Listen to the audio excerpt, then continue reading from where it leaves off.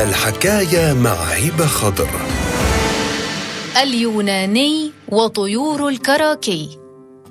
كتب ملك اليونان إلى كنتس الشاعر أن يزوده بما عنده من كتب فلسفية، فجمع ماله وارتحل قاصداً نحوه، فلقي في تلك البادية قوماً من قطاع الطريق فطمعوا في ماله وهموا بقتله، فناشدهم الله ألا يقتلوه وأن يأخذوا ماله ويخلوا سبيله، فأبوا، فتحير ونظر يميناً وشمالاً يلتمس معيناً وناصراً فلم يجد، فرفع رأسه إلى السماء ومد طرفه في الهواء، فرأى كراكي تطير في الجو محلقة، فصاح: أيتها الكراكي الطائرة، قد أعجزني المعين والناصر، فكوني الطالبة بدمي والآخذة بثأري.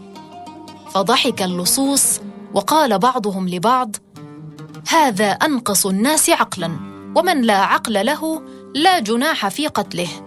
ثم قتلوه وأخذوا ماله واقتسموه، وعادوا إلى أماكنهم.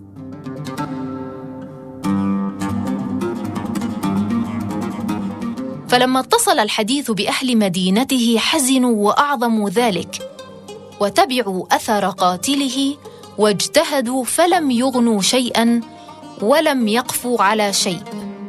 وحضر اليونانيون وأهل مدينته إلى هيكلهم لقراءة التسابيح والمذاكرة بالحكمة والموعظة، وحضر الناس من كل قطر، وجاء القتلة واختلطوا بالجمع، وجلسوا عند بعض أساطين الهيكل، وهم على ذلك إذ مرت بهم كراكي تتناغى وتصيح، فرفع اللصوص أعينهم ووجوههم إلى الهواء ينظرون ما فيه، فإذا كراكي تصيح وتطير وتسد الجو، فتضاحكوا، وقال بعضهم لبعض: هؤلاء طالبو دم كنتس الجاهل.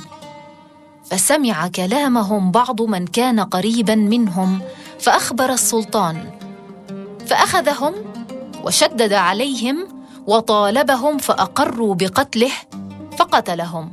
فكانت الكراكي المطالبة بدمه لو كانوا يعقلون أن الطالب لهم بالمرصاد.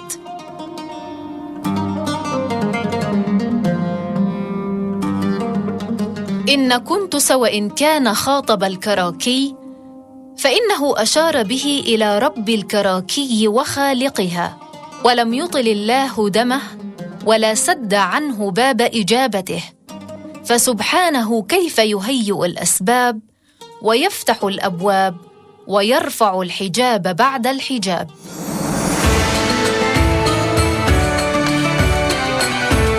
أحلى الحكاية مع هبة خضر.